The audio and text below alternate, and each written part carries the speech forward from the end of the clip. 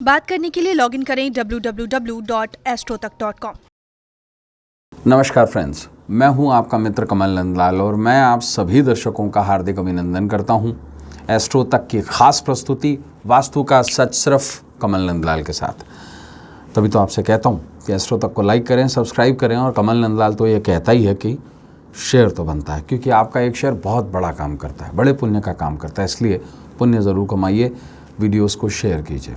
और ख़ास बात क्या, अगर आप मेरी सर्विसेज लेना चाहते हैं, मेरी सेवाएं लेना चाहते हैं तो सीधा आ जाइए हमारी वेबसाइट www.astrotak.com पर,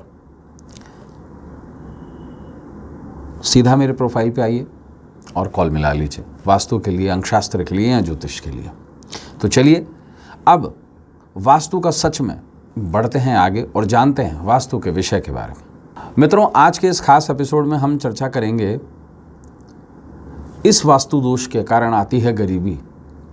आखिर किस वास्तु दोष के कारण आती है गरीबी? देखिए, गरीबी क्या है? गरीबी एक ऐसा भाव है और ऐसा हालात है जो पैसे की कमी के कारण आते हैं। सबसे पहले गरीबी एक मानसिकता भी है, मानसिकता खुद को दुखी करने की। कुछ लोग कम में संतुष्ट हो जाते हैं, कुछ लोगों की चाहतें ज़्यादा नहीं होती हैं, गरीबी का एहसास उन्हें होता ही नहीं है। कुछ लोग ऐसे हैं जिनके लिए लग्जरी ही जीवन में सब कुछ है। मूलतः गरीबी एहसास होने के साथ साथ हालात भी है। जब धन एक लेवल से नीचे हो जाए, जब खाने पीने में समस्या आना शुरू हो जाए, दो वक्त की रोटी मुश्किल हो जाए, उसे हम एक्चुअल गरीबी का कारण मानते हैं, दरिद्रता। और अगर आप अमीर हैं या कोई भी व्यक्ति अमीर है, उसके जीवन में कुछ ऐसे बदलाव आ जाएं जिससे जो वो नॉर्मल लाइफ, अमीरी की लाइफ जी रहा था, अगर वो लाइफ कंटिन्यू ना कर पाए तो उसे भी गरीबी कहेंगे। गरीबी के बहुत सारे महीने हैं।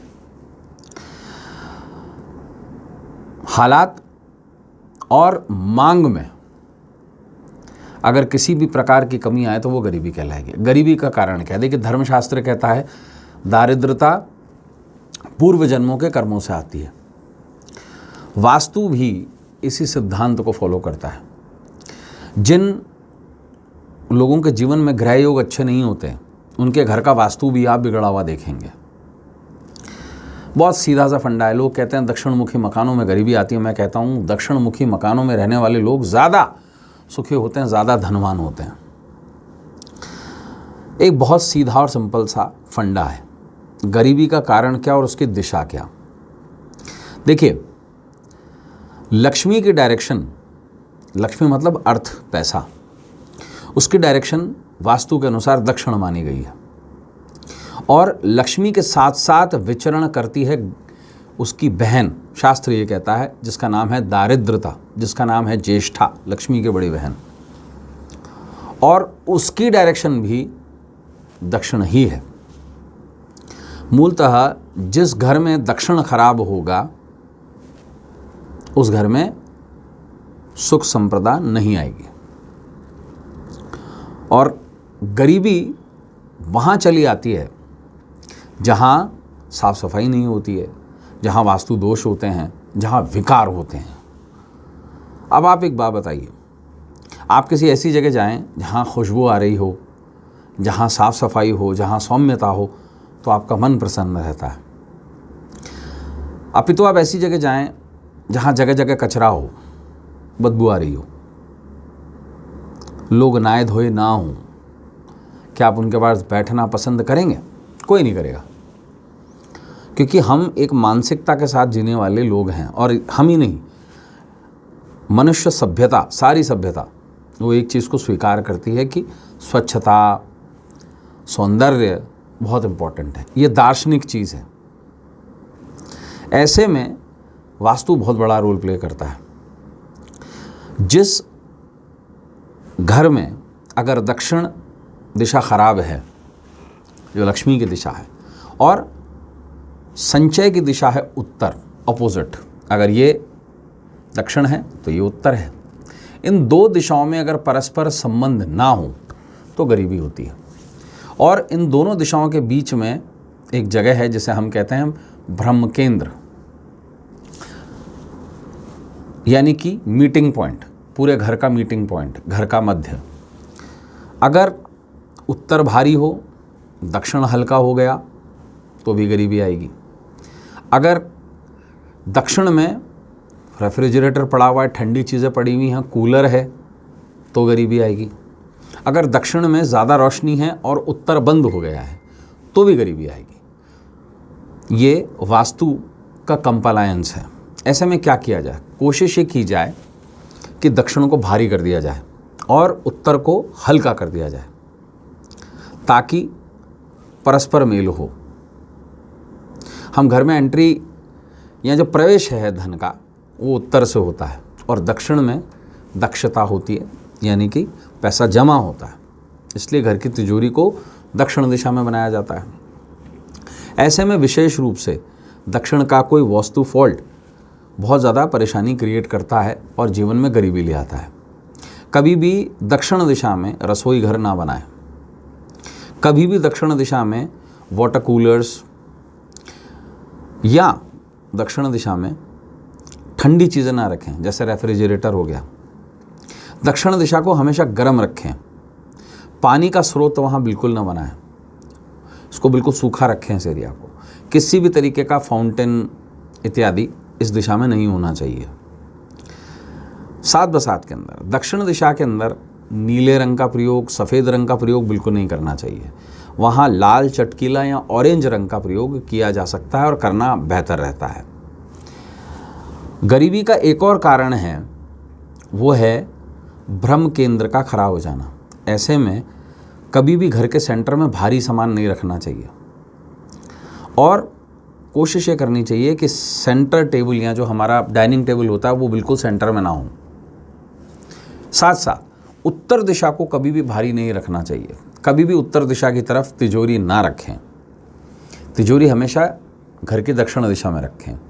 साथ बसात के अंदर एक बात को बहुत ध्यानपूर्वक सुने, वो ये कि उत्तर दिशा कुबेर की दिशा है। इस दिशा में आप पानी का पॉट रखें, इस दिशा को गीला रखें। साथ साथ उत्तर दिशा में कोई टॉयलेट ना हो। लाल रंग का प्रयोग बिल्कुल भी ना करें। सफ़ेद रंग का प्रयोग हल्का सा आप कर सकते हैं, लेकिन इस दिशा में लाइट ग्रीन कलर का प्रयोग करें। जितना इस एरिया को हरा भरा रखेंगे, पैसे का फ्लो बढ़ेगा। अब एक खास और विशेष बात, कैसे गरीबी को दूर किया जाए। देखिए, बहुत सारे शास्त्र ऐसे हैं जो कुछ रेमेडियल सॉल्यूशंस देते हैं वास्तु के। इसमें से 10 मुखी रुद्राक्ष वास्तु के लिए सर्वश्रेष्ठ माना गया है। ये 10 दिशाओं को ऑपरेट करने वाला माना गया है। ऐसे में घर के ब्रह्म केंद्र छत से लटकता हुआ एक 10 मुखी रुद्राक्ष, जिसके नीचे घूमता हुआ श्री यंत्र लगा हो, अगर वो लटका दिया जाए तो दरिद्रता घर में प्रवेश नहीं कर पाती है और लक्ष्मी घर में प्रवेश करती है। ये आपके लिए है विशेष उपाय। एपिसोड नंबर 2, वास्तु से जाने स्त्री रोग का कारण और निवारण। मित्रों, आज हम चर्चा करेंगे वास्तु के इस स्पेशल एपिसोड में वास्तु से जाने स्त्री रोग का कारण और निवारण। मित्रों, गायनेकोलॉजिकल प्रॉब्लम्स, बहुत सारे रोग हैं स्त्री के। अमूमन 10 रोग ऐसे होते हैं जो एक स्त्री को गायनेकोलॉजिकल स्वरूप से परेशान कर देते हैं। एक बच्ची तकरीबन 12-13 साल के अंदर सयानी हो जाती है। उसके बाद मूलतः बच्ची का मासिक धर्म अगर सही रहे तो उस पर गायनेकोलॉजिकल प्रॉब्लम्स नहीं आती हैं।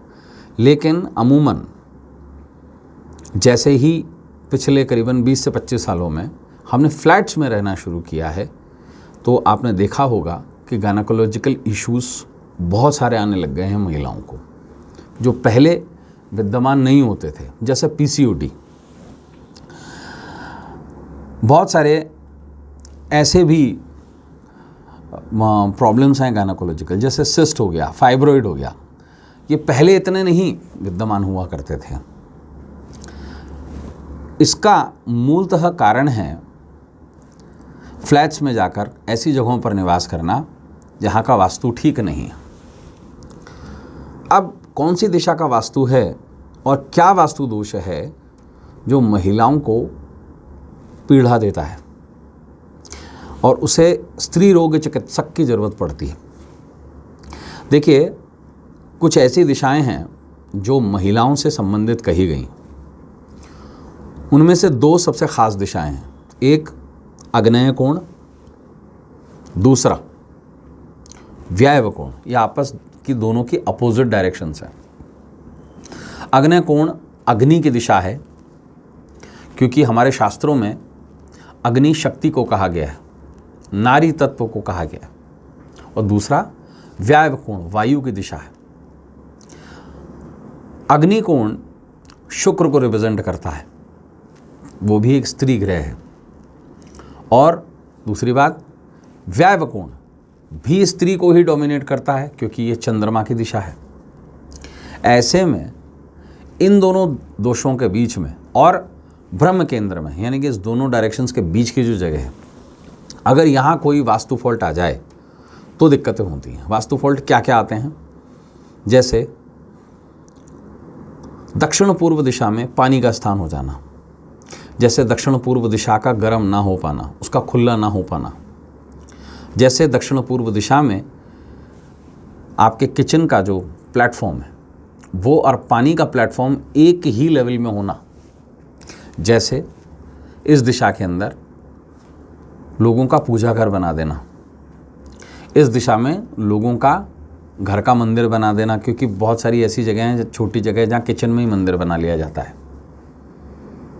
मूलतः इस जगह के वास्तु फॉल्ट्स उन महिलाओं को स्त्री रोग देते हैं जो मूलतः विवाहित हैं। अब स्त्री रोग के कारण से कई बार संतान नहीं होती है। कई बार पीसीओडी डिसऑर्डर्स जो होते हैं उसका कारण अक्यूट डिप्रेशन भी माना गया है। और डिप्रेशन बहुत सारे और रोग भी देता है। डिप्रेशन कई बार ऐसा ज़रूर देखा जाता है कि डिप्रेशन के कारण से वॉमिटिंग अल्सर्स भी होते हैं। कुछ ऐसी पेट की समस्याएं आती हैं कि उसका दौरा पड़ता है, कुछ ऐसे अल्सर्स का, जिसका मूल कारण हार्मोनल इम्बैलेंस भी है। अब ये जो पीसीओडी है या फाइब्रॉइड्स हैं या सिस्ट है या किसी भी प्रकार का लिकोरिया है या गोनोरिया जो डिजीज़ है जो स्त्री रोग से संबंध रखता है, ये सारा का सारा हार्मोनल डिसबैलेंस पे निर्भर करता है। अगर किसी भी महिला का अगर मासिक धर्म चक्र जो है अगर वो गड़बड़ा रहा है तो उसका मूल कारण है हार्मोनल डिसबैलेंस। हार्मोन्स को वास्तु ये कहता है और ज्योतिष ये कहता है, हार्मोन्स को रेगुलेट जो करता है वो करता है चंद्रमा, और चंद्रमा की जो दिशा है वो है व्यायव कोण। व्यायव कोण के वास्तु दोष भी स्त्री रोग जनत करते हैं। क्या इस दिशा में हो सकता है? इस दिशा का पूरी तरीके से बंद हो जाना, इस दिशा में किचन का होना, इस दिशा के अंदर मंदिर का होना, इस दिशा के अंदर बहुत सारी चीज़ें जैसे पानी का, फ्रेश पानी का अंडरग्राउंड स्थान हो जाना, या इस दिशा में बहुत ज़्यादा कुछ गर्मी रखना, या इलेक्ट्रिक पैनल इस दिशा में बड़ी परेशानी का सबब देता है। इसमें महिलाओं को बहुत सारी स्त्री रोगों की समस्याएं उत्पन्न हो जाती हैं। तीसरी बात, ब्रह्म केंद्र का भारी होना या ब्रह्म केंद्र में किसी भी प्रकार का अवरोध होना भी स्त्री रोगों को जन्म देता है। ऐसे में इन दिशाओं को बिल्कुल क्लियर रखें। अग्नेय कोण में अग्नि का वास हो, व्यायव कोण में वायु का वास हो, 7/7 के अंदर। मध्य जो हो वो हल्का रहे, खाली रहे। अब निवारण क्या? देखिए, मूलतः शुक्र को ठीक करने के लिए सबसे बेहतर तरीका है वास्तु के अनुसार वो कि एक लव कॉर्ड्स का एक पिरामिड जो है वो आग्नेय कोण में रख दिया जाए। लव क्वार्ट्ज का पिरामिड।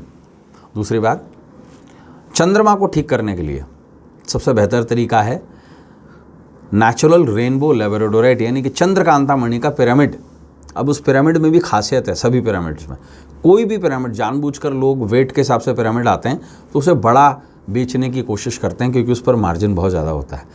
एक उसूल है, किसी भी प्रकार से कोई भी पिरामिड अगर वो 1.25 इंच से ज़्यादा बड़ा है हाइट में चाहे चौड़ाई में, तो वो और वास्तु दोष उत्पन्न करता है। इसलिए इन दोनों दिशाओं के अंदर, एक तो नेचुरल रेनबो लेबोरेटोराइट उत्तर पश्चिम दिशा में, और लव क्वार्ट्ज का जो पिरामिड है वो घर की दक्षिण पूर्व कोने में अगर स्थापित कर दिया जाए तो स्त्री रोग से निवारण पाया जा सकता है।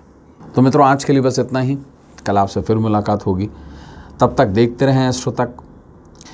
और ख़ास बात क्या, लाइक तो करें, सब्सक्राइब भी करें एस्ट्रो तक को यूट्यूब पर, फेसबुक पर, और शेयर ज़रूर करें क्योंकि आपका एक शेयर बहुत बड़ा काम करेगा, बहुत बड़ा काम करेगा, बड़े पुण्य का काम करेगा। किसी के जीवन में दुख, दुर्भाग्य और दरिद्रता को मिटाएगा, सुख, समृद्धि और सौभाग्य लेकर आएगा। पुण्य ज़रूर कमाएं, शेयर ज़रूर करें। और ख़ास बात क्या, अगर आप मेरी सेवाएं लेना चाहते हैं तो सीधा आ जाइए हमारी वेबसाइट astrotak.com पर, सीधा मेरे प्रोफाइल पर जाइए और कॉल मिला लीजिए मुझे किसी भी सेवा के लिए। अब इजाज़त दीजिए।